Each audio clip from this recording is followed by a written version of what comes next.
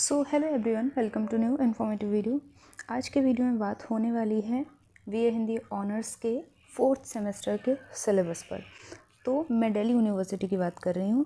Delhi university का BA Hindi honours course जो है उसके 4th सेमेस्टर का सिलेबस क्या रहने वाला है उस पर मैं यहाँ पे चर्चा करने वाली हूँ। तो सिलेबस डिस्कशन इसलिए ज़रूरी होता है कि जब आप किसी नए सेमेस्टर में कदम रख रहे होते हैं तो कई नए पेपर्स आपको देखने को मिलते हैं। तो अगर आप एक बार सिलेबस से गो थ्रू कर लेते हैं, चीज़ों को ऊपर ऊपर से समझ लेते हैं, तो आपको अंदाज़ा लग जाता है कि आपको किस तरह से तैयारी करनी होगी, भविष्य में उस पेपर को किस तरह से पढ़ना होगा। तो चलिए बिना समय ज़ाया किए आज के वीडियो को शुरू कर लेते हैं। सबसे पहले मैं आपको बता दूं कि 4th सेमेस्टर में आप कितने पेपर्स पढ़ेंगे। तो first semester, second semester, third semester and 4th semester, यानी कि आपकी सेकेंड ईयर का ये सेकेंड सेमेस्टर है। तो आप यहाँ पर भी जैसे आपने पिछले सेमेस्टर्स में 7 पेपर्स पढ़े थे NEP 2020 के अकॉर्डिंग दिल्ली यूनिवर्सिटी में, तो इस बार भी आप 7 पेपर्स ही पढ़ेंगे। 7 पेपर्स में से 3 आपके कोर पेपर्स रहेंगे। तो अभी तक आप DSC 9 तक पढ़ के आ चुके हैं 3rd सेमेस्टर में। अब आपको DSC 10, DSC 11 और DSC 12 3 कोर पेपर्स आपके होंगे। इसके बाद में बचे हुए जो 4 पेपर्स हैं वो आपका GE होगा, इलेक्टिव पेपर, और SEC होगा, VSC होगा, वैल्यू एडेड कोर्स, एंड आपका AEC होगा। तो ये आपके 7 पेपर्स रहने वाले हैं जो आपको 4th सेमेस्टर में पढ़ने होंगे। अब आपका सिलेबस क्या है उस पर आ जाते हैं। तो सबसे पहला जो पेपर आपका रहने वाला है, जिसको DSC 10 बोला जाएगा, वो रहने वाला है भारतीय काव्य शास्त्र। इसके बाद में जब आप 5th सेमेस्टर में पहुंचेंगे तो आप पाश्चात्य काव्य शास्त्र पढ़ने वाले हैं। तो यहाँ पर आपको भारतीय काव्य शास्त्र पढ़ाया जाएगा। तो इस पेपर में आपको कुल 4 यूनिट्स देखने को मिलेंगी। फर्स्ट यूनिट में आपको भारतीय काव्य शास्त्र की परंपरा पढ़नी है, जो कि आचार्य भरत मुनि के नाट्य शास्त्र से शुरू होकर कहाँ तक जाती है, पंडितराज जगन्नाथ तक जाती है। इसके बाद में दूसरा सब टॉपिक है, यहाँ पे आपको प्रमुख जो संप्रदाय रहे हैं, जैसे कि रस संप्रदाय है, इसके आचार्य कौन है, भरत मुनि हैं। अलंकार संप्रदाय है, इसके आचार्य कौन है, भामा है। जिनका ग्रंथ कौन सा है, उनका ग्रंथ है काव्य अलंकार। उसमें उन्होंने अलंकार संप्रदाय पर चर्चा की है। इसके बाद में रीति संप्रदाय है, इसके प्रवर्तक आचार्य वामन है। ध्वनि संप्रदाय है, इसके प्रवर्तक आचार्य आनंदवर्धन है। वक्रोक्ति संप्रदाय है, इसके प्रवर्तक आचार्य कुंतक हैं। और औचित्य संप्रदाय है, इसके प्रवर्तक आचार्य क्षेमेंद्र हैं। तो ये सभी संप्रदाय आपको संक्षिप्त रूप में पढ़ने होंगे। मास्टर्स में आप ये सभी संप्रदाय विस्तृत रूप में पढ़ेंगे। इसके बाद में सेकेंड यूनिट पर आ जाते हैं। सेकेंड यूनिट में 3 टॉपिक्स लगे हुए हैं, काव्य लक्षण, काव्य हेतु, काव्य प्रयोजन।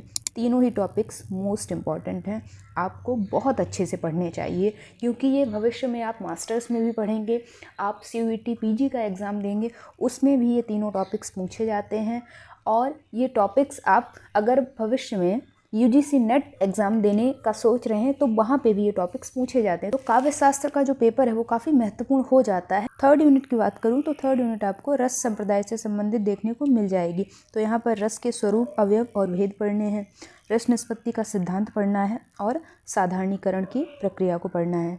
इसके बाद में 4th और लास्ट यूनिट है काव्य शास्त्र की शब्द शक्तियाँ पढ़नी है आपको। 3 होती हैं, अभिधा, लक्षणा और व्यंजना। इसके बाद में अलंकार पढ़ने हैं, जहाँ पे शब्दालंकार में आपको अनुप्रास, यमक, श्लेष और वक्रोक्ति पढ़ना है। और अर्थालंकार में आपको उपमा, रूपक, उत्प्रेक्षा और अतिशयोक्ति पढ़ना है। इसके बाद में लास्ट टॉपिक है छंद, जिसमें आपको समवर्णिक छंद में सवैया और घनाक्षरी पढ़ना है। और सममात्रिक में आपको चौपाही और हरिगीतिका पढ़ना है। अर्ध सम्मात्रिक में आपको वरवय और सोरठा छंद पढ़ना है।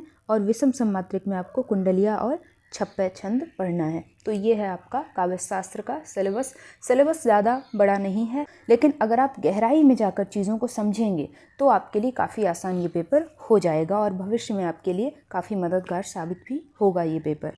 दूसरा पेपर आपका रहने वाला है DSC 11। पेपर का नाम है आधुनिक हिंदी कविता छायावाद तक, यानी कि आधुनिक काल में भारतेंदु युग से शुरू होकर भारतेंदु युग, द्विवेदी युग और छायावाद युग तक के रचनाकारों की कुछ चुनिंदा कविताएं आपके सिलेबस में लगी हुई हैं जो आपको पढ़नी होंगी। तो इस पेपर में भी कुल 4 यूनिट्स हैं। फर्स्ट यूनिट में आपको भारतेंदु हरिश्चंद्र जी, जिनके नाम से आधुनिक काल का प्रथम युग जाना जाता है, तो इनकी नए ज़माने की मुकरी आपको पढ़नी होगी।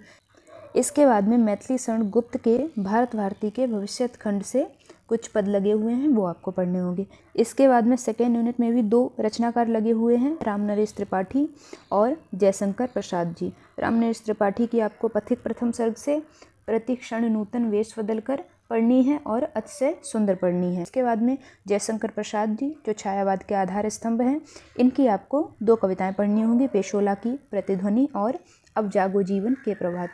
दोनों ही कविताएं काफ़ी अच्छी हैं, लेकिन समझने में थोड़ी सी आपको मुश्किल हो सकती है। वैसे मैं ये पूरा ही सिलेबस कवर कराऊंगी, तो आप निश्चिंत रहें इस चीज़ से तो कि आपको समझने में कोई दिक्कत होगी।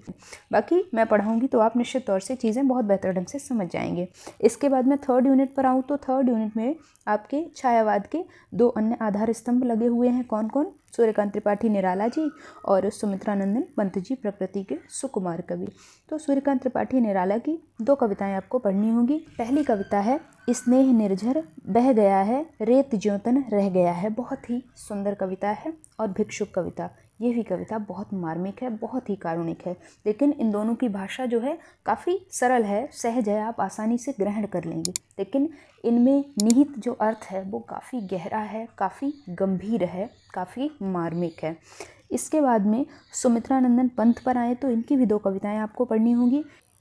एक तो है द्रुत झरो जगत के जीर्ण पत्र और दूसरी है भारत माता ग्रामवासिनी। तो 2 कविताएं आपको पंत की भी पढ़नी होंगी। इसके बाद लास्ट यूनिट यानी कि 4th यूनिट में भी 2 रचनाकार लगे हुए हैं। तो कवित्रियाँ लगी हुई हैं महादेवी वर्मा जी और सुभद्रा कुमारी चौहान। महादेवी वर्मा को आधुनिक मीरा के नाम से जाना जाता है। ये छायावाद की चतुर्थ आधार स्तंभ हैं। तो इनकी 2 कविताएं आपको पढ़नी होंगी। पहली है पूछता क्यों शेष कितनी रात और दूसरी है बीन भी हूँ मैं तुम्हारी रागिनी भी हूँ। दोनों ही कविताएं काफ़ी अच्छी हैं। इसके बाद में सुभद्रा कुमारी चौहान की भी 2 कविताएं आपको पढ़नी होंगी। पहली तो है वीरों का कैसा हो वसंत और दूसरी है ठुकरा दो या प्यार करो। दूसरी जो कविता है ईश्वर को समर्पित है, वहीं पहली जो कविता है देश के वीर सैनिकों, वीर नौजवानों को समर्पित है। तो ये रहने वाला है आपका हिंदी कविता का सिलेबस। इसके बाद में तीसरा पेपर आपका रहने वाला है DSC 12 जिसका नाम है हिंदी उपन्यास। तो हिंदी उपन्यास के पेपर में भी 4 यूनिट्स ही हैं बाकी पेपरों की तरह। तो फर्स्ट यूनिट में आपको उपन्यास का स्वरूप और संरचना पढ़नी है और फर्स्ट यूनिट का जो सेकंड टॉपिक है उसमें आपको उपन्यास का उद्भव और विकास पढ़ना है, यानी कि इसकी विकास यात्रा। सेकेंड यूनिट में कुछ प्रमुख उपन्यासकार लगे हुए हैं, इनका आपको योगदान क्या रहा है हिंदी साहित्य जगत में वो आपको पढ़ना होगा, जिसमें लाला श्रीनिवास दास जी हैं, मुंशी प्रेमचंद जी हैं, जैनेन्द्र हैं और सच्चिदानंद हीरानंद बादशाहन अज्ञे हैं। आंचलिक उपन्यासों के जनक फणीश्वर नाथ रेणु जी हैं और श्रीलाल शुक्ल हैं। इनका राग दरबारी उपन्यास आपको पढ़ना होगा पूरा। इसके बाद में धर्मवीर भारती हैं, इनकी गुनाहों की देवता तो आप सबने पढ़ी होगी या सुनी तो अवश्य होगी। इसके बाद में निर्मल वर्मा हैं और मन्नू भंडारी हैं। मन्नू भंडारी की मैं आपको बताऊं एक रचना है जो मैं सबको रिकमेंड करती हूँ, अगर आप शुरुआत भी कर रहे हैं किताबों को पढ़ने की तो आप पढ़ सकते हैं। आपका बंटी बहुत सुंदर उपन्यास है और सबसे खूबसूरती इसकी ये है कि ये इतना छोटा है कि ये एक बार में ख़त्म किया जा सकता है। आपका बंटी लगभग 150 के करीब पेजेस हैं इसमें, तो बहुत अच्छे से आप इसको समझ सकते हैं क्योंकि इसकी भाषा जो है बेहद सरल है। और जब आप ये उपन्यास पढ़ेंगे तो निश्चित तौर से आप सोच में पड़ जाएंगे कि किसी एक बच्चे, यहाँ पर जो बंटी है वो इसका मुख्य पात्र है, किसी एक बच्चे के मन में क्या चलता है। सही मायने में बच्चा ऐसा ही सोचता है जैसा यहाँ पे मन्नू भंडारी ने लिखा है। तो आप एकदम से अचंभे में पड़ जाएंगे कि मन्नू भंडारी मतलब ऐसे कैसे लिख सकती हैं कि बच्चा वाकई में ऐसे सोचता है। तो आपको ये उपन्यास ज़रूर पढ़ना चाहिए, बहुत ही सुंदर उपन्यास है। इसके बाद में अगला है नाम मंजुल भगत का और अंतिम नाम है चित्रा मुदगल का। इसके बाद में थर्ड यूनिट और फोर्थ यूनिट में आपके 2 उपन्यास लगे हुए हैं। पहला तो है मुंशी प्रेमचंद जी जिन्हें उपन्यास सम्राट भी कहा जाता है, इनका कर्मभूमि, और दूसरा है श्रीलाल शुक्ल का राग दरबारी। दोनों ही उपन्यास बहुत ज़्यादा महत्वपूर्ण हैं, आपको अच्छे से पढ़ने चाहिए, भविष्य में आपके काफ़ी काम आएंगे। तो अभी से आप पढ़ना शुरू कर दें तो आपकी जब तक परीक्षाएं होंगी तब तक तो आप अच्छे से पढ़ने के बाद में रिवीजन भी कर लेंगे आसानी से। तो ये 2 उपन्यास आपके सिलेबस में लगे हुए हैं। तो ये तो था आपका BA Hindi honours 4th semester का सिलेबस। इस सिलेबस की PDF आपको टेलीग्राम चैनल पे मिल जाएगी। टेलीग्राम चैनल आप कैसे ज्वाइन करेंगे, इस वीडियो के डिस्क्रिप्शन बॉक्स में आपको टेलीग्राम चैनल की डायरेक्ट लिंक मिल जाएगी। वहाँ से जाके आप टेलीग्राम चैनल ज्वाइन कर लेना, क्योंकि ये सारे पेपर्स जो आपको पढ़ने हैं इनके नोट्स आपको मैं वहीं पे प्रोवाइड कराऊंगी। तो आपके लिए बोनस पॉइंट है कि आप टेलीग्राम चैनल अभी से ज्वाइन कर लो। और बहुत सारा स्टडी मटेरियल तो ऑलरेडी वहाँ पे मैंने प्रोवाइड करा दिया है। बाकी कर्मभूमि या फिर राग दरबारी या फिर आपका बंटी, ऐसी न जाने कितनी बुक्स हैं जिनकी पीडीएफ्स मैं वहाँ पे शेयर कर चुकी हूँ, और भविष्य में भी ऐसी ही कई बुक्स की पीडीएफ्स शेयर करती रहूँगी जो कि कम्प्लीटली फ्री होगी। तो टेलीग्राम चैनल ज्वाइन करना मस्ट है।